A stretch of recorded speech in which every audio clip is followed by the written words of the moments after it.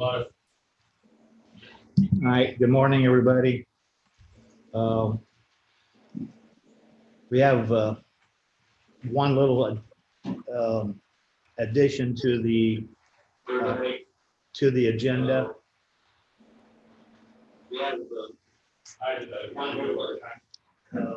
One second.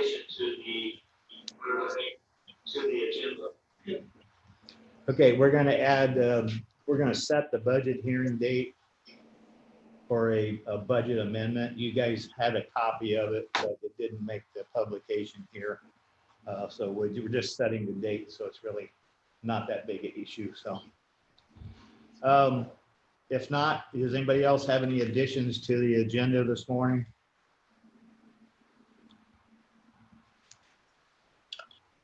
With the addition of setting the date for the budget amendment, I will move to approve the agenda. I'll second. Okay, we have a motion and a second to approve the agenda with the addition. All those in favor say aye. Aye. Aye. Opposed? All right, motion carries. The minutes, the approval minutes, the meeting we had, the April 15th on Wednesday, are the latest minutes that we have. We did not meet on Friday, so there are no minutes for that. So with that, does someone? I'll make a motion to approve the minutes. I'll second that. Okay, we have a motion and a second for approval on April 15th, Wednesday's meeting. All those in favor say aye. Aye. And opposed? Motion carries. All right, Jason and Ray. Good morning, Ray. Glad you could join us. Good morning from Minnesota. All right, let's talk about the radio system project. And it said in the notes, it said a brief update. Yes, and we are requesting board action or approval on this. You all have a copy of the memo that we sent last week. It's a one pager. And in our March 30th planning report, we identified several work items that need to happen fairly quickly for tower structural analysis. And we've got 3 proposals today that we're seeking your approval of. Number 1 is for the Manning Tower. We've received a proposal from B&T Group for $1,200 for the structural analysis. This is the same firm that did the most recent analysis on that site for T-Mobile, so they've got the most current data, and a copy of that is attached. And then item number 2 is the FTC Coon Rapids Tower. And again, we've received a proposal from them for $1,750 for the structural analysis. And that is the firm that manages that site. And then the third one is the Lanesboro Tower, which of course is that somewhat unknown entity up there in the northeast part of the county.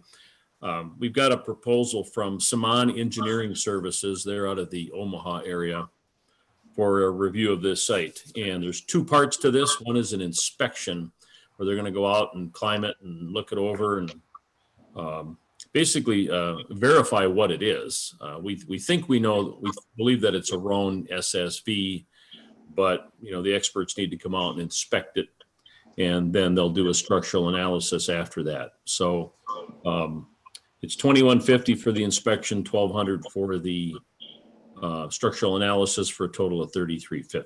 So that's what's on the table today, and we'd requesting your approval, and I'll open it up for questions. The Lanesboro site was the big kicker to me, and it's, as I read it, and it's more that we have no past history on it for quite a while, which takes more time and more digging to find that information. Is that correct? That's correct. It's on one hand, well, yes, we really don't know much about the tower other than it belonged to AT&T. On the other hand, it does appear to be a standard Roan SSV. Looks to be in good condition, but we need to have that validated. Okay.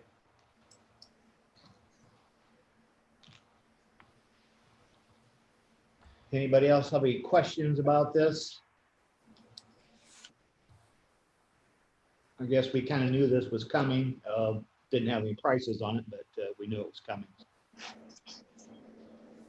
Ray, help me out. If memory serves correctly, the cost that SCS is quoting here is under the budgeted amount, right? We thought it was going to be Right. a bit more. Yeah, good point, Jason. All of these items were in the budget from that previous planning report. So, yes, their amount is a little bit less than what I think we had estimated. Also, I will point out on the Coon Rapids Tower, we had budgeted, I think it was $1,200 for the application, which they typically require of commercial firms. They waived the $1,200 fee because this is a public safety government entity. So there's a little savings there. That's good.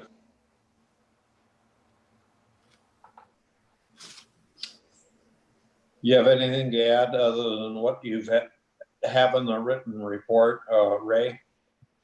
No, other than the Motorola folks, have started doing their work, and one of the things that relates back to this is that Lanesboro Tower, Motorola needs to finalize some of their microwave radio planning, and they can't do that until we get this tower analysis. So it's become a little bit of a critical path item, but otherwise, I don't know if Jason's been bringing you up to speed on things perhaps, but quite a bit of the equipment's been delivered and is in storage in the county there. So I guess that's about all I have for today. What is the time frame of getting these inspections done? These folks, for the Manning and Coon Rapids towers, it's I guess you'd call it a desktop or engineering paperwork exercise. Nobody has to go to the sites, and it's typically 2 weeks. The Lanesboro Tower, of course, requires an actual physical inspection, but they expect to be out there this week if we approve this today. If there's no other questions, I'm not going to climb the Lanesboro Tower for $2,100. I'll make a motion that we approve it. I'll second that motion. I thought these were reasonable numbers, and I'm okay with them. $2,100, I'll climb it. You go right ahead.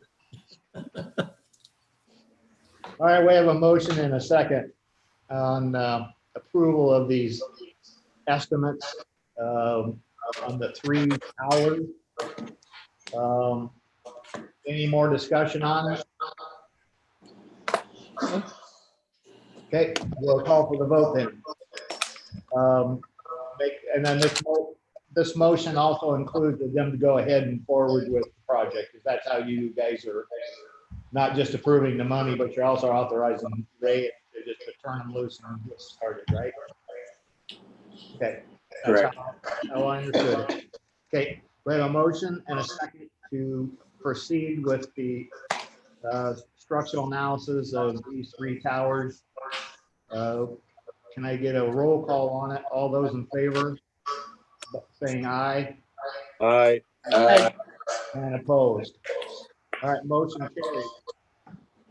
If it's not raining, Ray, I'll do it, but if it's bad or anything, I don't want to go. Say that again, please. I say if it's raining or something, you can come down and I'll climb it and you can watch. I'll hold the rope. How's that sound? There you go. All right, Thank you, everyone. thank you. Chairman, if I could, I was going to offer just a brief update on the progress on the build out. Thanks, Ray. Just wanted to let everybody know the dispatch consoles have been stood up in a side-by-side or in a separate room from the comm center. They're connected back to the core via a fiber circuit on loan from DPS at no charge to us, being that the microwave paths are not in place yet. And so the dispatch consoles are up and running. Our talk groups are activated on them. We've done a test programming of a portable, and everything's talking and working well. So Motorola is continuing to do that work.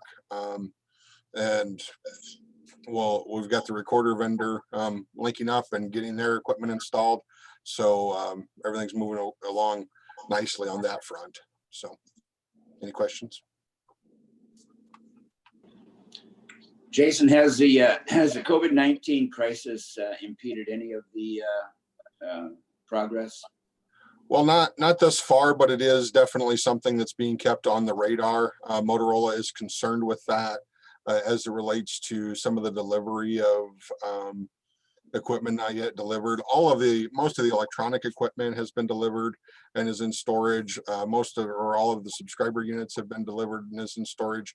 The things yet to be delivered are things like the coax and connectors, antennas, some of the microwave stuff, because that's not nailed down yet. So they're moving right now to get that stuff shipped. It's all in the pipeline, and it's probably a little earlier in the project than they would have shipped it, but the idea is to get it heading our way so that if it is delayed, it's still here in time. Thus far, their crews have been able to move about and get out and do the work that they need to do. They're pretty remote, don't have a lot of contact with people when they're working. So we anticipate that to move forward, but it's definitely something that is in the forefront of our mind, and the project team is keeping an eye on that with our thumb on the pulse to try to mitigate any effects that has.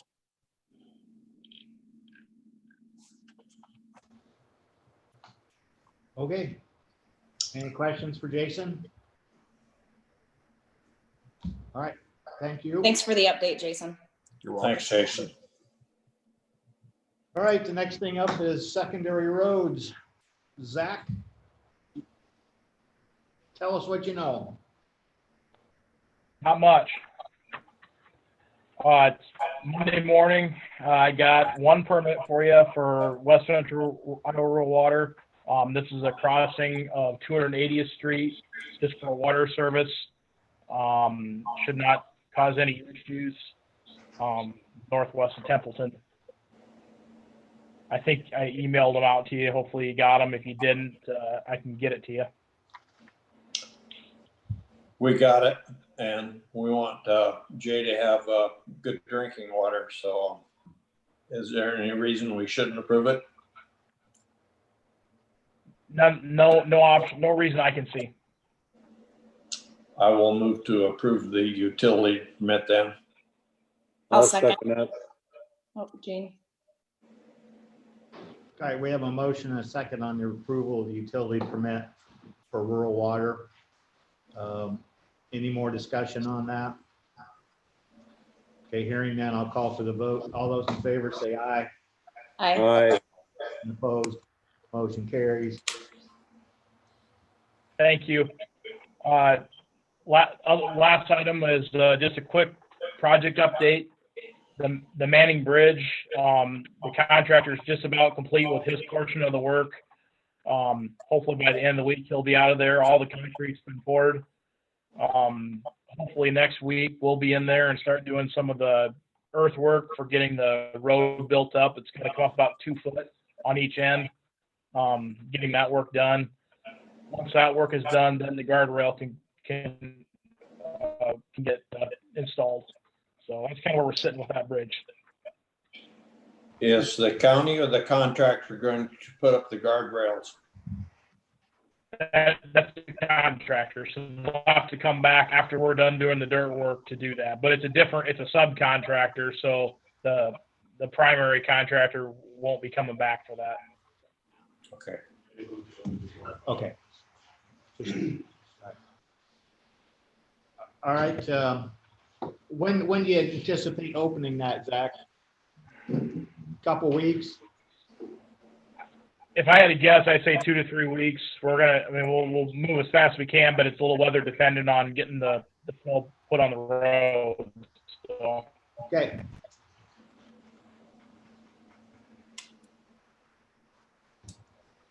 All right. That's all I got. Any other questions for Zach?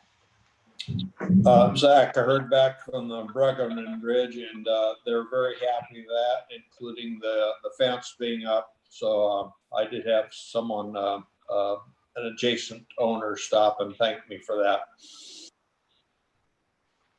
Sounds great. Thank you. All right, nothing else from Zach. We're gonna move on to IT GIS Planning and Zoning Quarterly Report. Good morning. Carl's here. I'm here. I'll do the zoning portion. All right, Good morning, Carl. Good morning. Pretty short and sweet on zoning. 10 building permits for this first quarter. 2 tower permits. It's going to be preliminarily a wind tower project over in the southwest portion of the county. And so these are 2 meteorological towers that they're putting up to test the winds and see if everything's go for the wind project. That would be between Carroll and Crawford County. Couple of airport permits, Dryer for Warren Danner and Vernon Renzi had a dwelling addition. For Vernon, anytime he builds anything, he's actually by 20,000 foot, that 1 to 100 slope is underground at his place. So anything he puts up has to go through the airport FAA. So his lawn gets in the way. yeah. But I am also doing where I'm submitting the information to the FAA.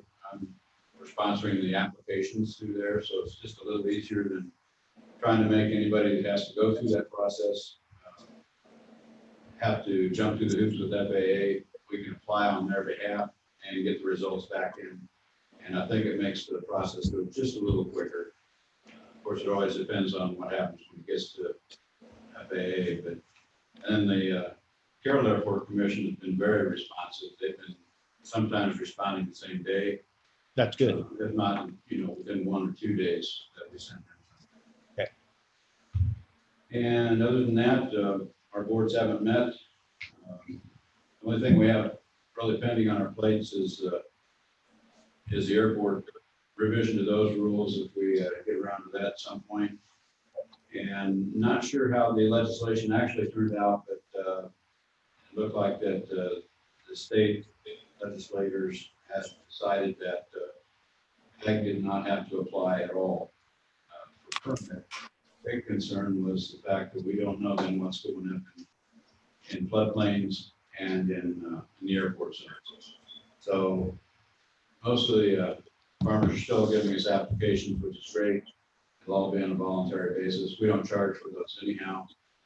I have a feeling it was probably someone on the eastern side of the state that had an issue, and so officially, I don't know if the governor signed it. I haven't heard. But, she has. That could be a possibility. And with that, I'm going to turn it over to Sarah. She's going to be her first time giving you a little report on what she's been doing. Yeah. Great. Morning, Sarah. Good morning. How is everybody today? Great. Good. All right. So I started GIS training in January. And since January for GIS, I've done batch file for transfer of data to the city. So that way they can always be having updated data. Set up public access GIS ARC reader for the engineer's office. Been training in ARC Pro, the ARC maps we're using. They've developed a new program called ARC Pro. So I've been training in that. As some point in the future, they will discontinue the ARC maps that I currently use and we'll be switching to Pro. Fixing the curves in our ARC maps so that way they're all nice and beautiful and don't have a lot of vertices in them. Processing the splits, updating the parcel numbers on those and making sure everything adds up. Add and delete DLLs for Cindy. Working on a collector app in ARC Pro that should make collecting data as far as FEMA and just anything conservation guys might want to do, such as I know they'd ask me for maps for bench purposes so they can plot where the benches are. Well, this app would make it really quick, so they just snap a picture and press a point. So it might save them some time on that. I did the census data, went to ISAC and learned some things. I've developed maps for conservation, like I said, the water lines, the maps for the benches. Steph had an awesome project for me that I worked on. I created 5 maps, so she was my first project of maps. Did maps for airport zoning and application. So that was just kind of some stuff I'm doing. Ongoing, as always, we update the comm center maps, assign 911 addresses, the GIS data repository uploads, upload child care for safety map zones, update the address point layer, review new plats, update cadastral line and parcel layer, update easement and corner certificates as they come in.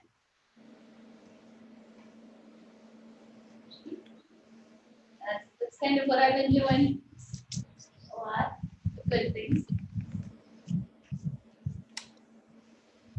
How's Carl for a teacher? Great, Okay, you can stay. he's pretty good at it. He is really good. He's been teaching me a lot. Very good. Do you have any questions for me? No, I don't. You see any snags so far in what we're doing and the way we're doing it? Okay. Okay, Good. you're gonna be ready to be on your own here pretty soon? Yes, Carlos teaching Okay. me to be more confident in myself. Okay, very good. Thank you. Any questions for Sarah? All right, thank you. Thank you. Thanks, Sarah. Thanks. Carl, do you have anything for IT? Oh, wait, Carlton's gonna do IT. Come on, I just had to teach you a little bit. Well, been a pretty busy last quarter here, as everybody knows. We have a pretty big list of computers we added. I'm not gonna go through all those, but done a lot of replacements, getting rid of the old and replacing with new, just for reliability purposes. Some of the things I highlighted, we did do an expansion of Corona software. What that does is it tells people, well, it can tell you basically if somebody's accessing files they're not supposed to. So if there's confidential information, something that people shouldn't be looking at a lot, if that person accesses it a few times, it'll send a notification to us. So it's pretty good for handling the state's information. We replaced the storage devices for some of our backups at the courthouse and our disaster recovery site. This gives us a more reliable backup solution. So if we did have a disaster, we know our memory is safe. We also installed a new rack down in the IT office. When you first walk in, we used to have a big cart, and that's all consolidated down to a rack that's mounted on the wall now. And then I cut all the cables and re-terminated all those in a keystone rack, so a lot more organized and a lot better. We also have now assumed IT services for the conservation. So going forward, we will be doing patch management and responding to tickets out there. I have them mostly set up, have the computers under patch management to make sure they're going to stay updated. And I'm slowly start implementing some more security layers out there once we get out screwing stuff, hopefully. Worked with a couple different companies, get some phone quotes to replace the current system. I'm sure everybody in the courthouse knows it's not the most reliable system. So we're looking to get something done, but we're putting on hold for now until we can get through everything. Things slow down. We obviously set up remote access for everyone. Everyone's in the meeting today. So we got all those iPads set up, and all of you saw me come out to your house and set those up. So Carl's been working on the HIPAA policies a lot, which the work I did on it was pretty grueling, so I feel it's paying for that. But that's been a pretty busy month. That it has. Are you gonna be able to, you guys are gonna be able to see your way forward a little time with Courtney in the next month or so, because she's gonna be using full books that she's been through the process, but any questions she has, she can, or needs any help with anything, you guys can help her out. It'd be greatly appreciated. We're always here, so Okay. that's Okay. why we're here. And her world's upside down right now, exactly, and it may be a last minute thing too, so. Sure. You guys have any questions for me at all? I figured as much. All right, well, thank you everyone for your time. Thank you, Dalton. Keep up the good work.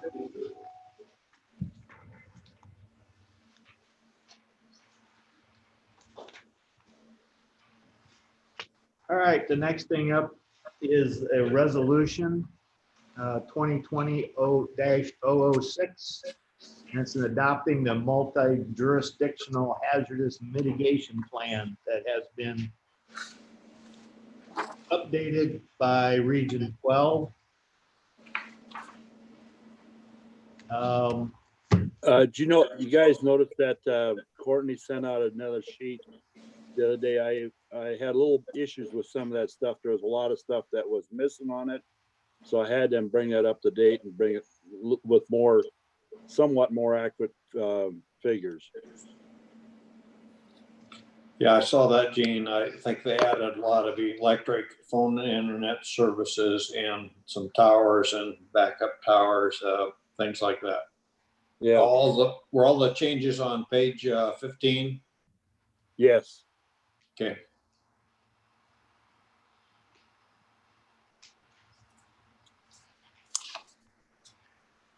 Other than that, I didn't see any problems as far as from the county's aspect of the thing. The rest I kind of glanced through it, but as far as the counties, that was the only problem I had. With that change, if we need a motion or unless someone's got more discussion, I would make a motion that we approve resolution. Okay, any more discussion or a second? I'll second that motion. Okay, we have a motion and a second on the adoption of resolution 2020-006. That is a resolution. It'll be a roll call. Ruggles, Yes. Bach, Yes. Shetler, Yes. yes, Miners. Yes. Motion carries. Thanks, can I everybody. get your signature on that? Yep. Thanks, everybody.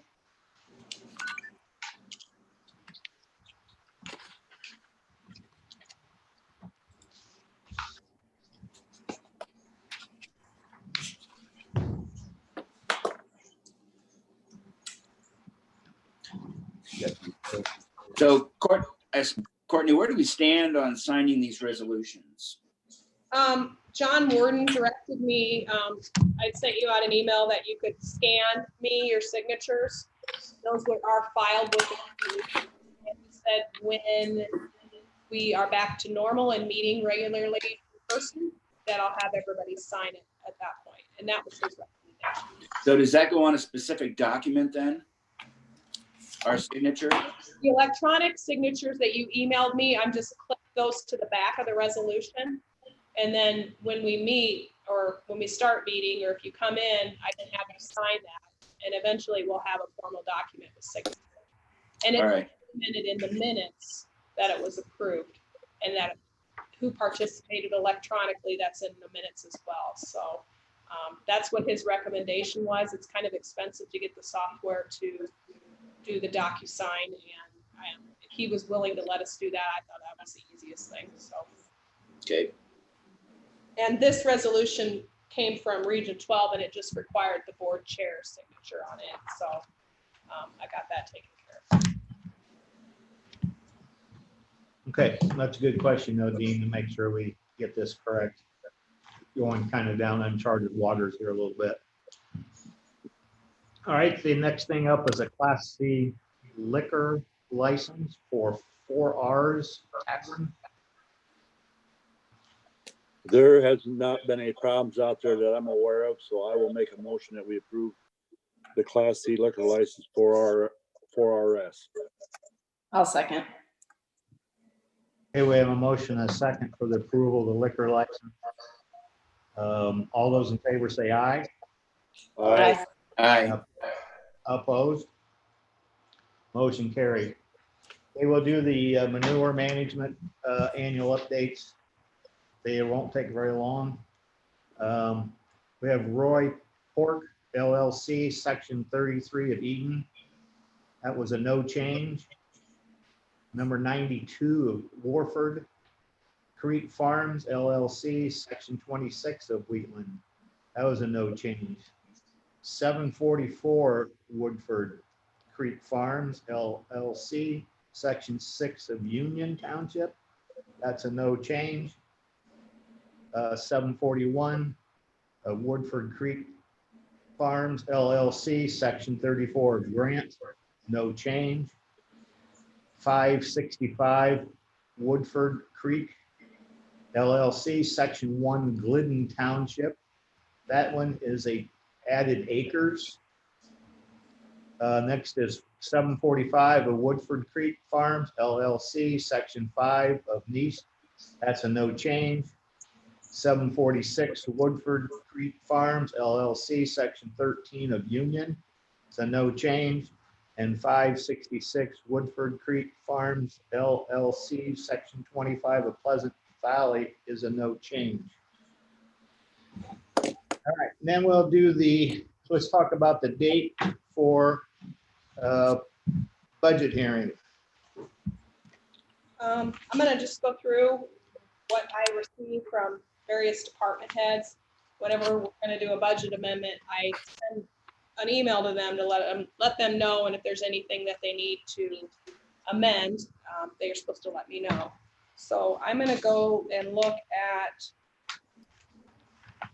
the sheet that kind of looks like, well, you guys can't see it, sorry. It's the one that actually breaks it down by fund. And it has the expenses on the left side, the revenue on the right.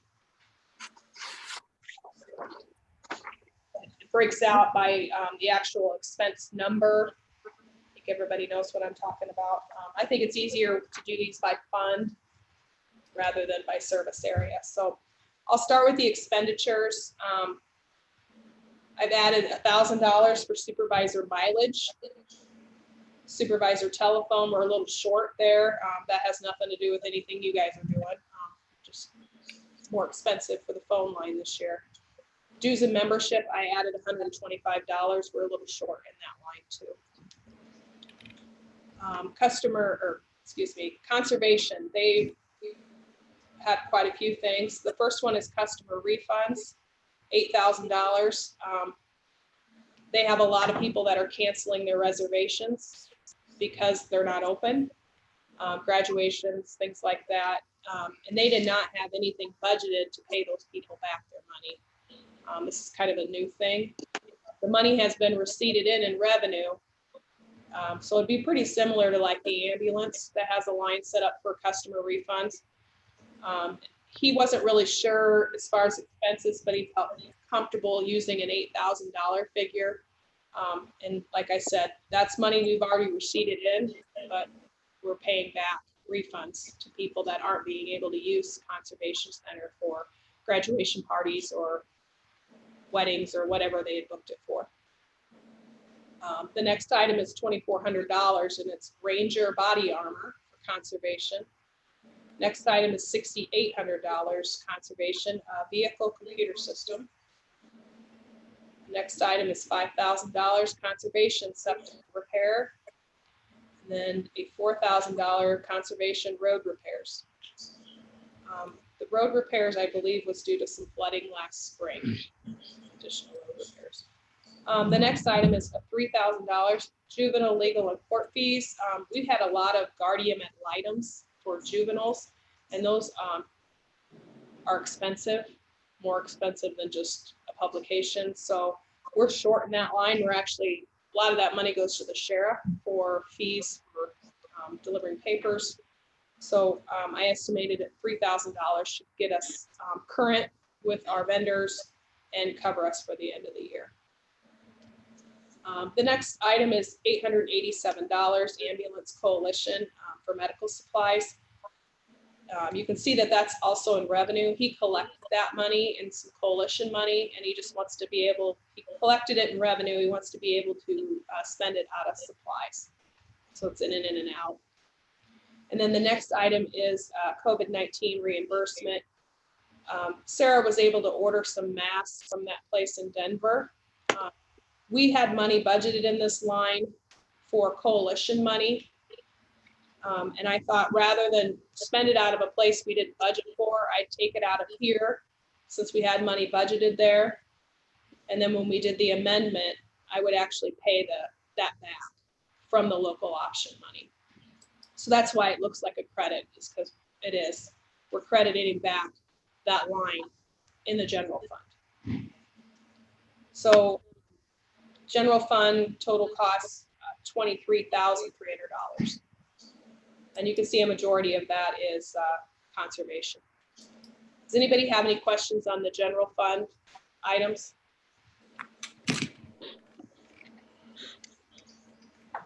Okay, move along to supplemental. This is mainly, well, it's all the auditor's office. This is due to the fact that we're basically going to be mailing out most of our ballots for the primary election. It's being encouraged from the Secretary of State by him sending out absentee requests to every registered voter in the state. Obviously, when I budget for the primary election, it's generally a very low turnout. It's not an expensive election normally as far as postage goes, but I feel that since they're promoting the vote for the primary and they're wanting everybody to vote by mail, I need to have some more money in my postage line and for programming, because those costs have went up as well. The iVoters maintenance, that increased from last year, so I needed to add that back into my budget. Was not planning on that bill. iVoters is the system we use to basically do our elections, keeps track of all our registered voters, keeps track of absentees, keeps track of, gives everybody voter credit for vote. So you can see supplemental is $15,529. And I hated to do that because I know we were saying let's not be spending any extra money right now, but I don't know where else I can get the money from. I don't over budget. So does anybody have any questions on the general supplemental budget? No, go ahead. That's just the budget question. I know it's not budget questions. So go ahead. I'll move down to local option. Well, look, just a second on this election stuff. Is that going to be able to be reimbursed by the federal government? You There think? may be some reimbursement in our postage costs because of this, but I haven't heard anything yet. There's Well, I know there was some money that they were trying to throw that way. So I think these are items that we want to specifically try to keep track of in case we can ever get reimbursement for them. okay. That's a good point, Jeannie. Okay. All right. So the next fund is local option sales tax. I have money in here for the Essex radio project. We had talked about the project. We just approved some expenditures today for that. And it was said that it'd be paid out of local option. I set up a line for this radio project so we can track the project costs. And I put $150,000 in there. I don't know, they weren't sure how much of that was going to get spent this fiscal year, depending on how much of the work got done. But what I assumed, it wouldn't be any more than that. So I went ahead and at least got that amount in case they did get more done than, I don't know. It's hard to say how much work they'll get done.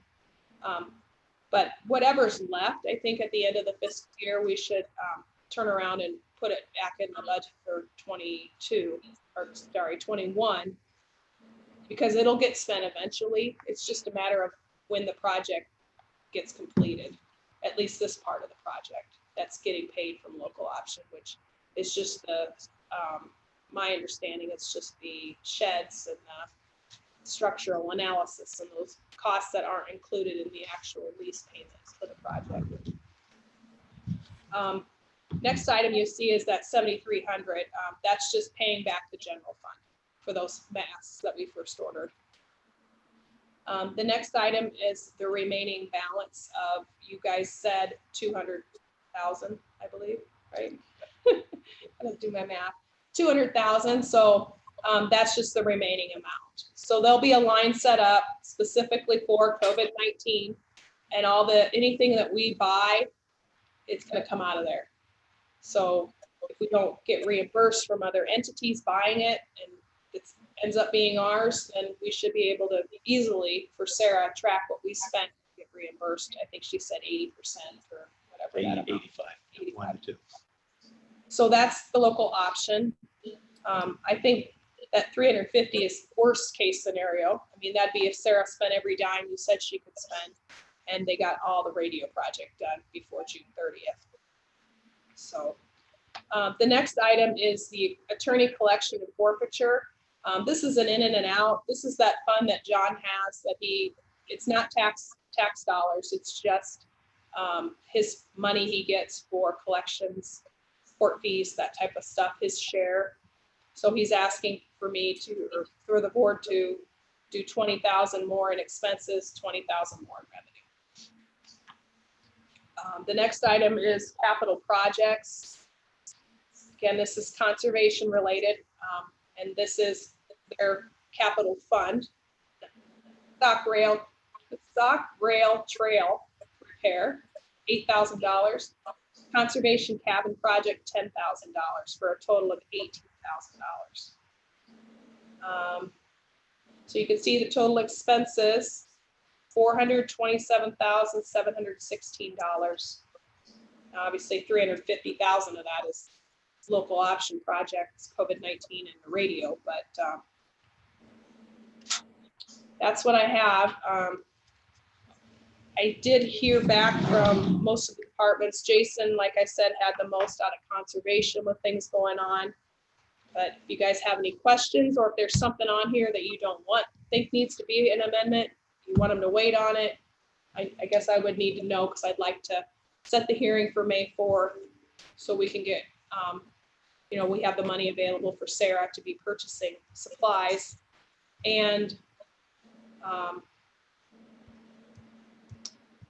I need to send it to the paper here today, if at all possible. So.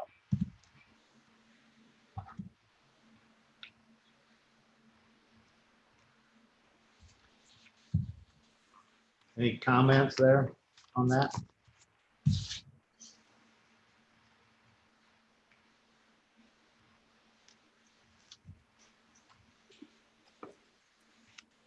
No comments from me.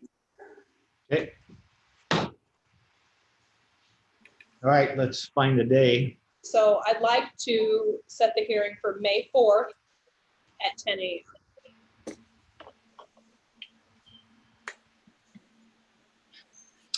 I'll move to have the budget amendment hearing date on May 4th at 10 a.m.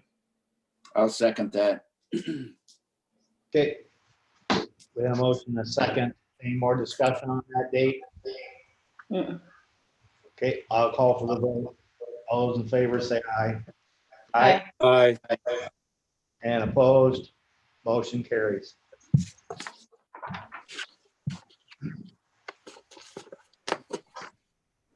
Courtney, I just have a comment on the auditor's balance that we got. Is there any way when we get this auditor's balance, we can see, can you put in there somewhere how much we're getting from local option sales tax for that month? What the gross amount is?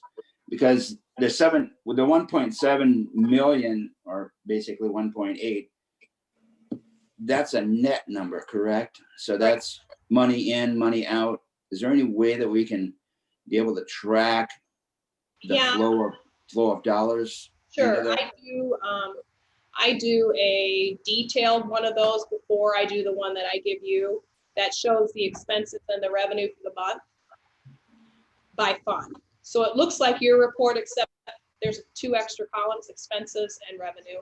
That would probably work for you, because it would show you the local option revenue for the month.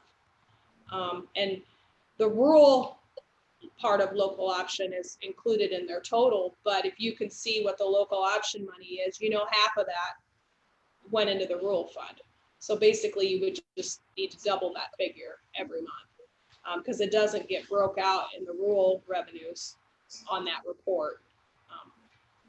I certainly could add an extra column, but if you look up in the local option, you can see that there was $50,000 that was deposited for the month of March for local option. And then you're like, oh, if there's 50,000 in local, I know that another 50 went into rural. We got 100,000. Yeah, I can do, I mean, I can make it as detailed as you want. It's just one of those things that's the report that's been generated for the board since I started working here. So if you want to see it look different, you just have to let me know. Well, I don't know. I mean, we can keep it the same, but it would just, you know, I think we're going to see some. So what did the fund add balance this year then, or this month then? What did you say? 50,000? Well, I think it was closer to 48, Okay. but I can't, I mean, I don't know off the top of my head. I'd have to go look, but Sure. I could send out the detailed one and you can see if you like the looks of that, or if you want more detail than that, you just have to let me know. But I already do the other one anyway, so I can email that to you too. That's not a big deal, as long as I remember to do it. So. Okay. Thank you. No problem. In regards to publication costs, which are an expense to us, did we hurt ourselves last week by having such a long deal for COVID-19? Did that all have to be published? The only thing we publish are the actual minutes that you approve. Okay. So Okay. I tried to make them pretty short because, we're generally just discussing PPE and where we're at with it. So, it's a half a page. Obviously, there's going to be additional costs because we're meeting more, but trying to make it not a page and a half of notes. Okay. Thank you, Courtney. Yeah. And Courtney, maybe we're getting off a little bit, but did you have any comment on the monthly balances? I see we're at 1.7, as Dean had mentioned, on loss, and over $1 million on insurance, which is good. Is there anything else? No, just that it looked to me like we were receiving the taxes in that we had planned on. Looks like the mental health fund has the money to pay our next quarter payment to the region, which is good. We always want to make sure we're collecting that so we can pay them timely. We have quite a bit of money in the general fund and in the rural fund right now. But you remember we have money that we need to transfer to the roads fund from that. They get a portion of that after we get the taxes in. So we'll be, some of that money will be going into the roads fund. Okay. We do a transfer, but that I plan on doing that either at our next meeting or the one after. So. All right. Thank you. Mm-hmm.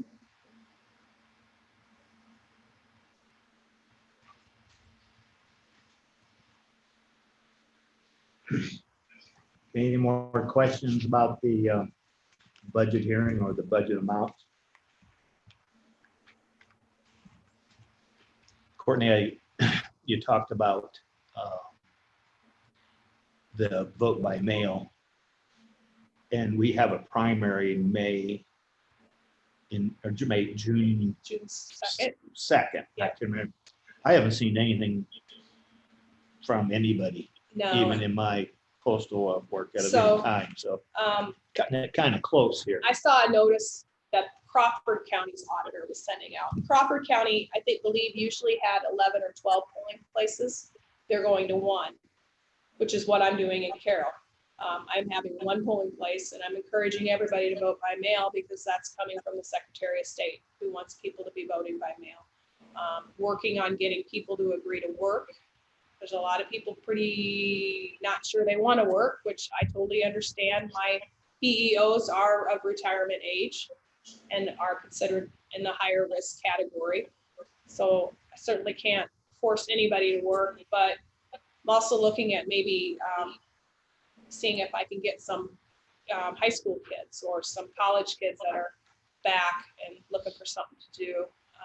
But I'm going to send to the papers and the radio stations something similar that Crawford County auditor sent. It's basically just because of what's going on, we're trying to limit interactions.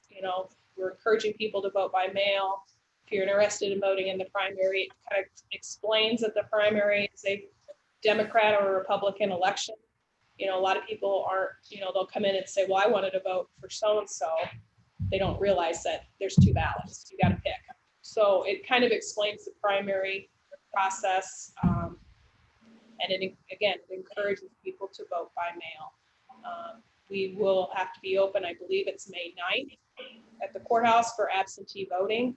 Not sure how we're going to do that if the courthouse is still closed May 9th. I'm not sure what we'll do. Obviously, we have to let people come in to vote. But I guess we could cross that bridge when we get there. I know it's April 20th, and that's not very far away, but it seems like things keep changing pretty quickly. And my gals are like, you know what, if it's nice, set a table up outside and we'll sit outside. But again, I'm not encouraging people to vote in person early either. I'm encouraging people to vote it by mail. Because that's going to be the safest way to keep people from interacting. Courtney, instead of sitting outside, would it be possible to open one of them windows on the north side and have people just walk up and vote through the window? You could, if we could get those screens off. I'd have to check, because there's screens on the windows, so I would have to check. Yeah, that would be an option. You bet. Or even just opening up that front hallway and only allowing one in at a time. I know it's gonna take more time, but. Yeah. But yeah, you know, you could do, if you could get the screen out, you could have it walk up, you know, they could walk up and vote. Well, like down at Templeton, that's their drive-up window now. They got one little short window where they took the screen out and they just slide it open and out and that's where they deal with the public. Okay. So yeah, that certainly would be an option.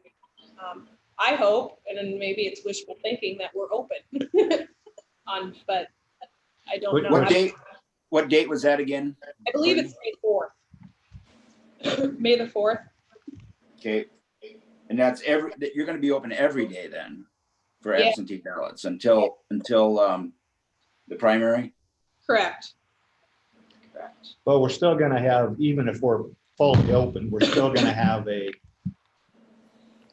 so many people in so much area to fight one way or another. You know, I talked a little bit to the treasurer. I'm like, you know, yeah, you're supposed to limit, you know, less than 10, keep them 6 feet apart. I go, who's going to be that person? You're going to have somebody at the door saying, no, you have to wait because there's 10 people in here already. If we're closed, it's a little easier because we Right. can put a sign up that says 1 in, 1 out. Right. But if we're open, that's going to be tough because I'm not so much for us, but I'm afraid, you know, the treasurer's obviously got the most foot traffic. If we open back up, I'm sure there's a lot of people that have been putting off everything they need to get done, and everybody's going to come in. So, yeah. Well, that's why it'd be nice to work through that window. Then you wouldn't have to worry about that limiting that traffic. It's all on the outside. Yeah. So yeah, I'm open to any suggestion. Yeah, we're going to have it. While we're on this subject a little bit, has anybody given any thought about open day and going forward from that point? We've talked about, I thought about sneeze guards. I've been looking online and searching around, and they're in that $50 range for a made one. I've seen some homemade ones brought forward, but we're going to find someone to build those, and it's going to cost us some money, and how many. And I think that probably the how many is going to probably have to be left up to the department heads of how many positions they want to have or they would use at any given moment. We need to keep them light, easy to maneuver around. The treasurer's countertop is narrower. It's been cut down after a remodel, so they can't sit up there all the time. So those are going to have to be picked up and put on and then taken off and not be in the way of the foot traffic from the employee standpoint. So we've got some things to try to accomplish, find budgetary money for it. I'm afraid that, and I see value in them going forward, even once we get through this, as regular flu season could be a lot of value of keeping our employees healthy by not getting that direct contact with the customer. Well, Rich, you and I have kind of talked about this and shared some pictures and stuff. And with what I've seen that I had and what you had seen made, if you can get them bought for $50, I think it's going to cost more than that to make something homemade. That plexiglass is not cheap. Yeah, the ones that I seen online, and I'll try to get it back up and see if I can get a copy, and then I'll try to forward it to all of you. It's all made out of plexiglass, even the little feet, and they were about 54 something a piece. So I'd say $55, and I don't know, I kind of factored in 11 of them, maybe 12. So we're still we're under $700. So, and it's a lot of money, but yeah, it's not a lot of money. So.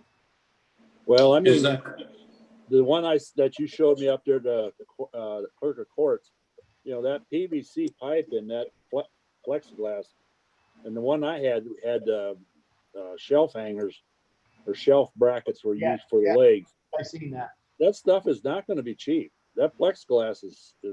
Yeah. Now the one up at the from the court system, that is really thin plexiglass, and I don't know if I've ever seen it so thin. It works. It gets it done, the job done, but I don't know. I mean, I haven't been to the lumber yards or called them and talked about thickness yet. So, Rich, was your cost locally made, or no. did they have shipping on top of that? Yeah, they'd be shipping on top of that, and I believe.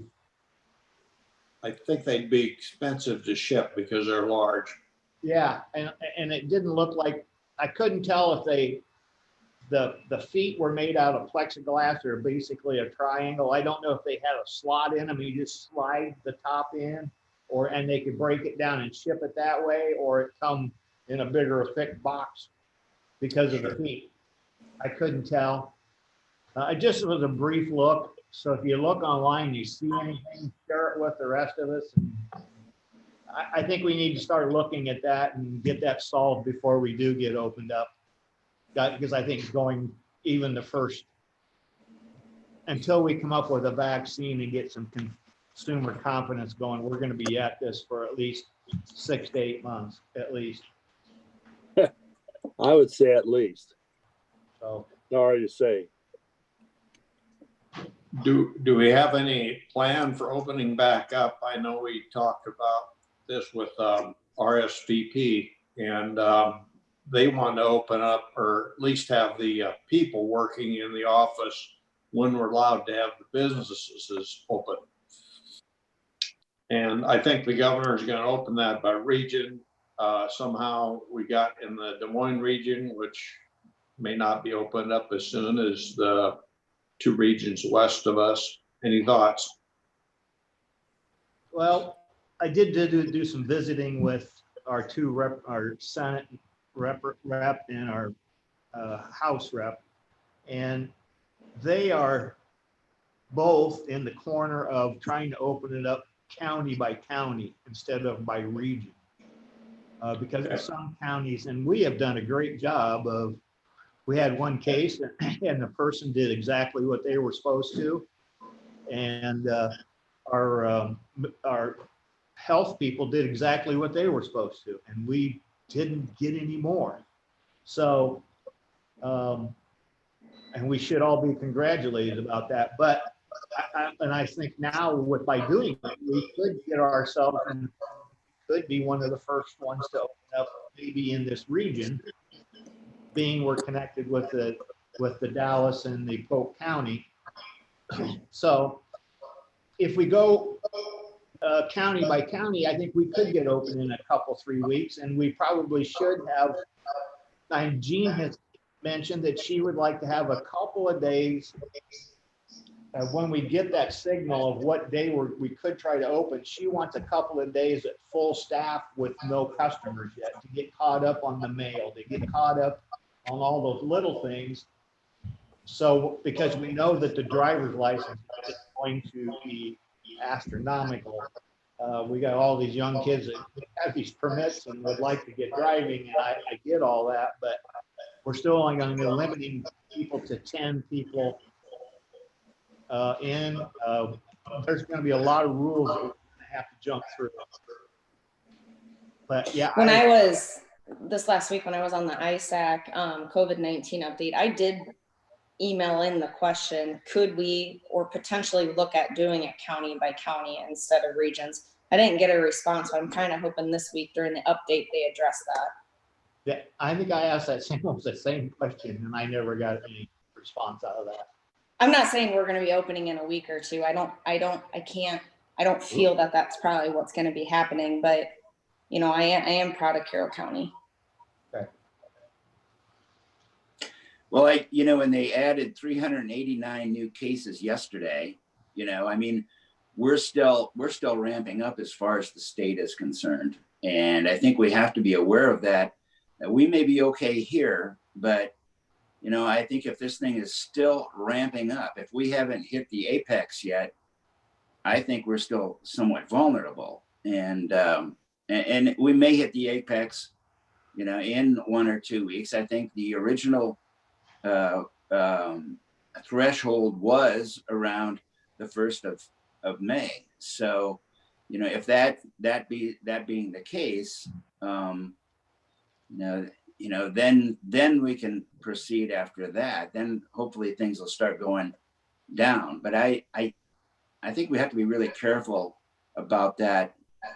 If we're still approaching that apex, we still don't know what's going on in these nursing homes, and they may even get closer to us, and as far as the packing plants as well. So, I mean, I'm all for opening up, but I'm not ready.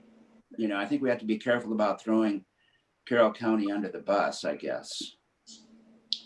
There's a lot of speculation by us, and as well, the experts don't agree either. But I think we need to err on the side of caution.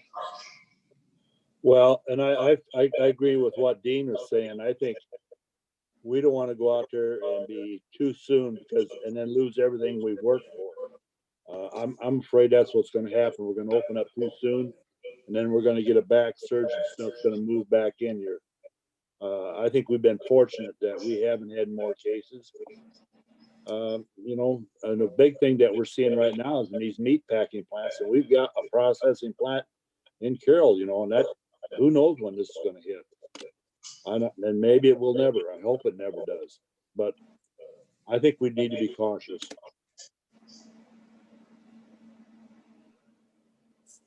Well, and I also know that the more testing you do, the more likely those numbers are going to come up. So you can't compare when you're testing a lot you can't compare that to when you're testing a little. So that's the hard part. I don't know what the norm is out there. Maybe we'll find out better if we do get some more tests done, but you can't really compare where we're still going up or coming down because we really didn't know before. So well, and there's people out here that probably felt crappy but never got tested that might have had it. We don't know. To me, that's the unknown. That's the biggest test of all to me, is who's had it and who's immune to it for a short period.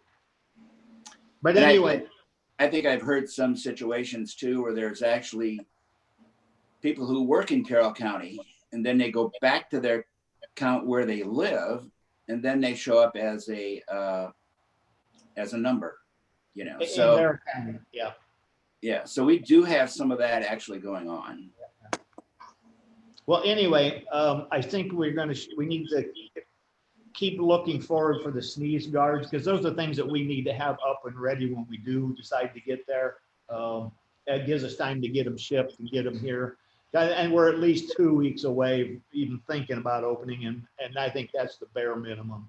But time will tell, but I think we should start looking for those. And I also think that the department head should kind of decide about how many they're going to need, how they're going to handle that window for a short period and going forward. I think, Rich, if you've got that access to find that again, why don't you go ahead and try to follow up on that? I will try to do that. If somebody else sees something else online, don't we chime in, because like I said, I just started doing a little digging. We can get homemade ones, but I don't want them made so heavy, and I want them to function well. And I'm going to go back up and look at the one upstairs again too, and see if I can get the pieces and at least get them jotted down what I think, and I've got a couple pictures of it. I could probably take it to a lumber yard and say, give me a rough idea. So I may do that too, do something local. Well, I know it, and you can't, there's different thicknesses of that plexiglass, but you can't find that all over where those different thicknesses are at. And we're doing a project, we were trying to do a project here within the last year, and we were going to use a lot of plexiglass. We found out it's very expensive. It's very expensive stuff. Yes, it is. Okay. Committee reports. Has anybody got anything at committee reports? I do. Neil Bach, I'll start. Monday at the newspaper and radio, which I did. Wednesday had a telephone or Zoom meeting of the Coalition of Human Services, and everybody gave a report. I think the big thing announced was that there's quite an increase on abuse cases. People are in the same building that aren't used to being together too much. Thursday had the coalition of, or had the CPPC community for protecting of children. We need to do a coordinator's review and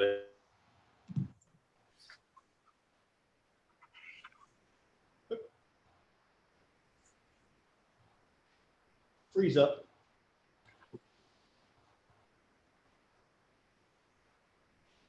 All right, we had a freeze up with Neil, so. Yeah, so anyway, anybody else want to go next? Let's go ahead and start. I'll go ahead. Last week, Monday afternoon, I did meet with the engineer in the city down there in the project on the north end of town. And then on Wednesday was our board meeting. And Friday, I had the Yes Center by Zoom. We had 8 kids in there. Things are going fairly good, but we're probably going to have to tap into our seasonal loan for payroll, being as we have a 5-week pay period here now. And so that was that. And then on this week, I have basically just the board meetings that we've got set up. And I think, don't we, on Thursday, we have another progress report with the jail?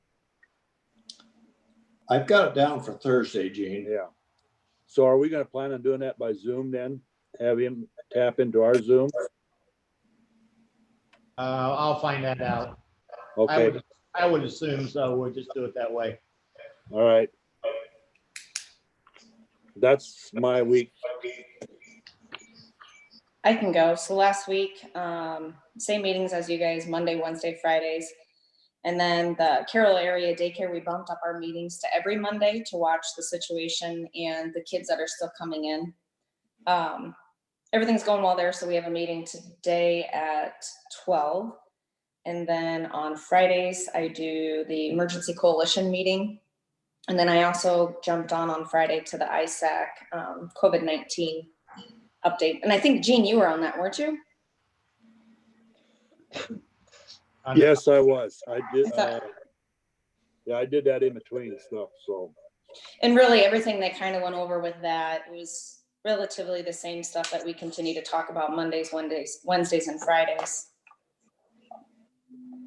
That was my week. Yeah, I can go next. I had basically all the meetings that everyone else had. I won't elaborate on that. And I also have an update from Jason, since they didn't have a meeting in April here. His update was basically on the COVID-19 outbreak and what they're doing there. A lot of it we already know. I'll just read some of this here. We have gotten no word on campgrounds, and every county I've talked to is still planning on opening campgrounds around the end of April, the 1st of May. We are still renting the cabin, although many have canceled, which we heard in the amendment. Most reservations for shelters or the Ed Center have been canceled or rescheduled at least through the end of May. So there's really nothing new there, and I'll update you if anything changes there. They hired somebody for Dan Hyman's replacement. They offered the job to Luke Davison, and he has accepted the position. Luke comes from Hardin County, where he was a roadside vegetation specialist. He has experience and a lot of interest in native grass plantings and maintenance, a diverse background in equipment operation and maintenance, experience with welding, and also worked as a seasonal employee at the Dickinson County Conservation Board for 2 seasons. So he is familiar with park and campground operations. He also has a CDL and a pesticide applicators licensing, has a wildland firefighting certificate, and holds an Associates of Science degree in Natural Resource Conservation from Northwest Iowa Community College. So that's that update. This week I have now, are we going to have a meeting on Wednesday, or if we're going to have a meeting on Thursday, can we combine the two and have a meeting on Thursday and not one on Wednesday? I'm just throwing that up. And I have a North Raccoon River watershed management meeting by Zoom on Friday. That's my week. Dean, from my understanding, the last time the governor made a proclamation on cutting back some of these things, camping was one of them that has been cut back, that they're not, but I don't know what that ending date was. Because I've got a refund on a reservation I had already. So the camping has been closed. So you're thinking it's going to go on past April 1st? Oh, yeah. Okay. That could be. I mean, I think it's going to go up to at least past May 1st. Because we're April. Or May 1st, I mean. Yeah. Yeah, because we had one for Labor Day weekend. We got a refund from them. And that was really? The governor's last list of businesses, camping was one of them. Labor Day weekend or Memorial Day weekend? Or Memorial Day weekend, excuse me. Memorial Day weekend. So I don't know when that camping is going to open up. Okay, well, that could be true. Yeah. I think this thing is pretty fluid. I think things change pretty quickly. Rich, when you get done with your committee report, I wanted to talk about another thing too. All right. Well, we need to finish Neil's too. Yeah, Neil, you got cut off. Yeah. I don't know where it was when I cut off. I'll start from the bottom and work up. You tell me when I start repeating myself. This week, Thursday, we have the Shive Hattery meeting. On Wednesday at 1 o'clock, I have the Rolling Hills meeting by Zoom. On Friday, I met with, or I talked on the phone with Don from Rolling Hills about a personnel problem. On Thursday, we have the CPPC meeting, and I have got to do a coordinator's review and complete a shared decision-making survey. We approved some money. And I think I got cut off when I was giving the report on the Coalition of Human Services. And we all gave a report there, but home abuse has picked up. And I did the radio newspaper. I think that's everything I had. All right. Last week, other than the normal meetings and the ISAC with the governor and her staff, the only thing I had different was two things I had different was on Tuesday, we had the waste agency. We have seen a spike in the good news is we've seen a big spike in cardboard prices are back up to $100 a ton. They've been running around 10. So I'm not sure what the manufacturing people are doing with this. It could be very much mass related, but I don't know that for sure. We also had a brand new fence that was blown completely down, a tune of about $140,000. But the fence was never received from the contractor yet. So the contractor is still on the hook for it, and they are coming in this week to start repairing it. They had not finished setting the posts totally. They were just setting in frozen holes. So kind of asked for it themselves and they got it. So anyway, they're going to be in cleaning that up. I think they're going to use their Earth Day message. They're going to need some help out there picking up the litter that flew around it. And we can't get prisoners right now. And we got staff working on it, but they can only cover so much ground. Moving on, then I had several phone calls this week. One of them concerning a personnel matter with John Warden. And that while I'm here, Neil, we need to visit with him again today. And we have two options this morning at 10:30 on, or we can wait till 1 o'clock and jump in. We need to get all big on a conference call. So I'll visit with you when we get done here. Sounds good. Okay. The next thing I have is I'd like to add Chris Whitaker to the agenda for next week for the low income housing program. Just he'd come on and do the explanation. It would more for Dean and Jean's benefit. I think you guys were, well, and mine, because I left before that part of the meeting. So, but anyway, I'm getting come on and explain it, just our expenses and how it works, and it shouldn't take long. And Dean, I think that may be a good idea, and if it's up to you guys, but if we want to move Wednesdays to Thursday, it hasn't been published yet, so we can do that.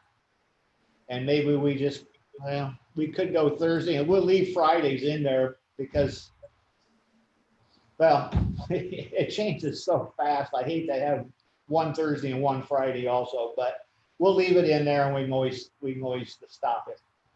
I'd rather have it advertised than not be in that position. Courtney, what does it cost per meeting to publish these? The agenda, Yeah.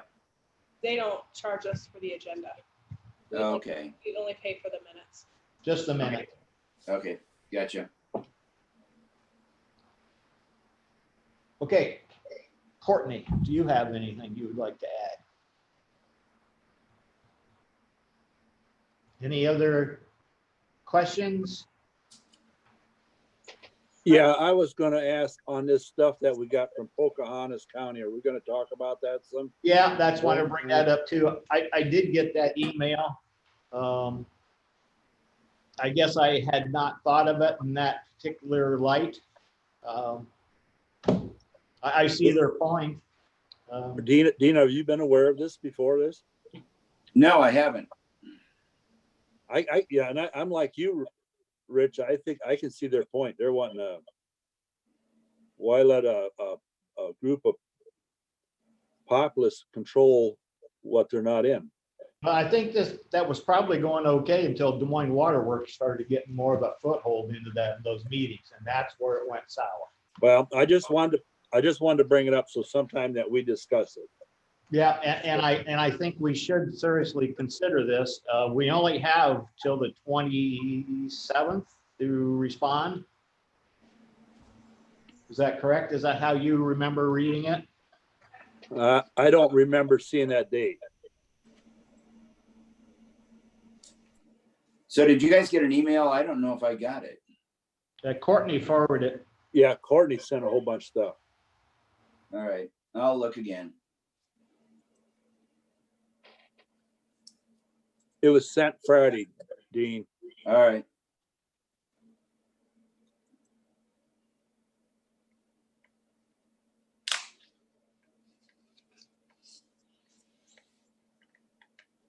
That's all I have. And when maybe somebody needs to reach out to Pocahontas or Palo Alto, and I don't know anybody in either one. If you got somebody you want to reach out to them and see what their thoughts were, other than. Well, I do know Lewis Stoddard on Pocahontas, but Dean, are you aware of them, or do you want to? Isn't this one of your committees? Well, I'm going to have to find it here. I guess I'm not seeing it. Yeah, it was a Courtney Senate. It's titled NRRWMC. Well, that's North Raccoon. Right. Yeah, and I'm on that, but I just thought it was the meeting that we got coming up on Friday. So I never really looked at it. Now, this is the Pocahontas County are debating the 28E agreement. Okay, well, I'll read through that. I was going to read that today, but I never got around to it. It appears to me that Palo Alto and Pocahontas are going to leave the 28E agreement if it continues. So, for some reason I was thinking there was a date on that too. Oh, it is. Hang on a second. The 23rd, April 23rd. They would like a response to that. It says here. Yeah, Thursday, April 23rd. 23rd. Which one is that on? That's on the original first part of the. Let me double check.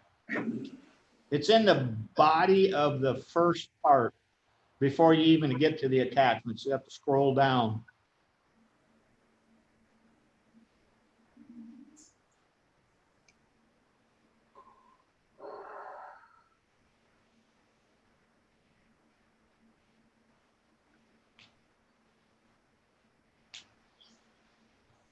For some reason, I thought Pocahontas was the fiscal agent on that too, but I'm not. No, Buena Vista's the. Buena Vista. Okay. Yep, fiscal agent.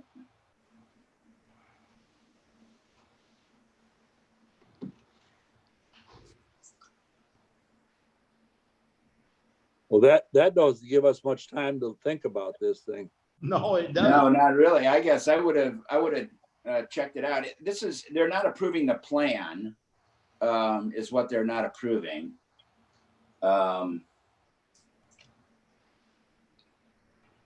Well, I think from what I read, that resolution, they want a segregation of that from. Right. From where it changes from North Raccoon to Middle Raccoon, or to the Raccoon River, I should say. Right. They want to have that separate.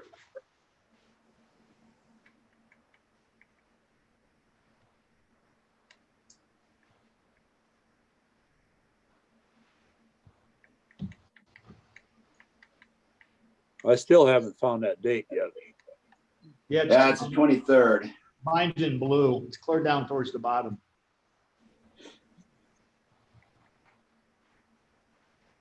I can go ahead and contact the Pocahontas and Palo Alto County representatives and and find out what the situation is. It sounds like,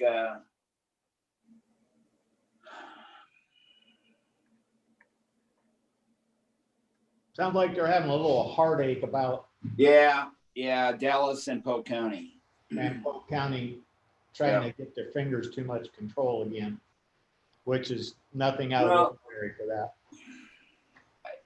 I'll go ahead and read it over. I mean, this is just a plan. I mean, I don't understand why they would be so concerned about that, unless they think that Dallas and Polk County are trying to have the plan more exclusively to cater to their counties. If that's a situation, I can maybe understand that, but a plan is a plan for the watershed. So I think what their big thing is that 56% of the population of the coalition comes from that area. And they only have a small base of agricultural land, I think 188 acres. And I think it's mostly to do with Polk County, I think. So one of my questions is, do you want this back on the agenda for Thursday then, so we can take action if we need to or want to? Well, I'll go ahead and make some contacts here. I think we're probably going to vote on this on Friday. So, I think if we address it on Thursday, I think that'll be soon enough. Okay, well, yeah, it says before Thursday, but we can certainly, if you talk to them and it looks like something that we would like to join, we probably should give them the heads up that we probably might do it on Thursday. Yeah. I'll look into it and get back to you. Rich, I'll talk to you about it before Thursday. Okay, that'd be great. And then I can tell Courtney we need to drop it or we'll do, yeah, that's fine. That works great. Okay. All right. What time on Thursday are we meeting? Okay, let's do Thursday. Let's drop Wednesdays. Let's do Thursdays. And Shive Hattery is at 9. Shouldn't take more than an hour, I wouldn't think. Mostly all updates. So should we go at 10 o'clock? Well, Governor goes at 11. the governor goes at 11. Why don't we go ahead and do the 9 o'clock with Shive Hattery and then do our rest after that? Right up behind it, just do the rest of our meeting. Okay. I mean, we've got that scheduled already for Shive Hattery. Let's follow through on that. Did you get that? No. Try that again, Gene. I didn't get that. I said we've got the Shive Hattery scheduled already. Okay. So let's follow through on that. Okay, at 9 o'clock, and then immediately following, we'll jump to our COVID plus maybe this other watershed thing. All right. Well, I need it. Okay, so we're going to start Just say 10 o'clock. 10 o'clock. be about 10 o'clock. If Shive runs over a little bit, it's okay. Yeah.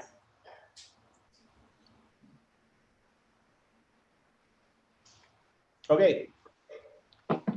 Anybody have anything else? Nope. All right, take a motion to adjourn. I'll make the motion to adjourn. So moved for second. We have a motion and a second for adjournment. All those in favor say aye. Aye. And opposed. Aye. Motion carries. See you guys Thursday. Neil, I'll call you in just a few minutes. Okay.